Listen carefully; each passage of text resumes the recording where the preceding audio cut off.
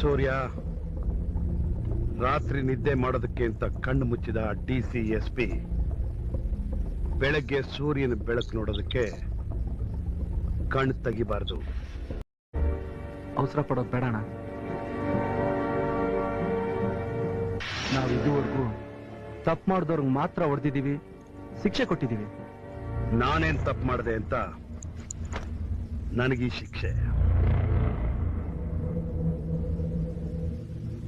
ನಮ್ಮ ಬಲನ ಅವ್ರಿಗೆ ತೋರಿಸಿ ಅವ್ರನ್ನ ಊರ್ ಬಿಟ್ಟು ಹೋಗೋ ಹಾಗೆ ಮಾಡೋಣ.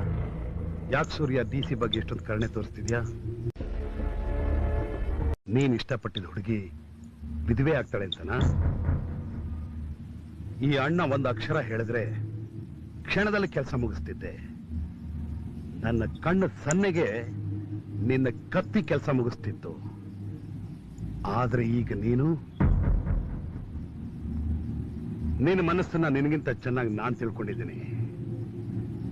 ನೀನ ಡಿಸಿ ತಂದೆನ ಆಗಾಗ್ಗೆ ಭೇಟಿ ಮಾಡ್ತಿದ್ದ ವಿಷಯ ನನಗ್ ಗೊತ್ತಿಲ್ಲದೆ, ಆದ್ರೂ ನಿಮ್ಮಿಬ್ರ ನಡುವೆ ಅಣ್ಣ ನನ್ ಮೇಲ್ ಸಂದೇಹ ಅಣ್ಣ.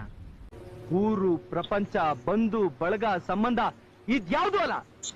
ಕೊನೆಗೆ ನನ್ನ ಹೆತ್ತ ತಾಯಿನ ನನ್ನ ಮುಂದೆ ಬಂದು ನಿಂತ್ರು ನನಗ್ ನೀನೇ ಅಣ್ಣ ಮುಖ್ಯ. ನಾನು ಅವತ್ತು ಹೇಳ್ದೆ, ಇವತ್ತು ಹೇಳ್ತಾ ಇದ್ದೀನಿ, ಈ ದೇಹ ಮಣ್ಗಣ, ಉಸಿರು ಯಾವತ್ತು ನಿನ್ಗಣ.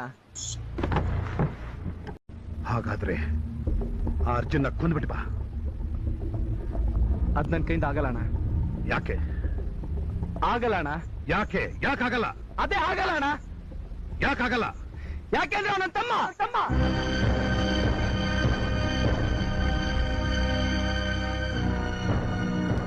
ನನ್ನನ್ನು ಹೆತ್ತವಳೆ ಅರ್ಜುನ್ ಎತ್ತಿದ್ದು. ನನ್ನಿಂದ ನನ್ನ ತಮ್ಮನ್ಗೇನು ಆಗಲ್ಲ ಅಂತ ನನ್ನ ತಾಯಿಗೆ ಮಾತು ಕೊಟ್ಟಿದ್ದೀನಣ್ಣ.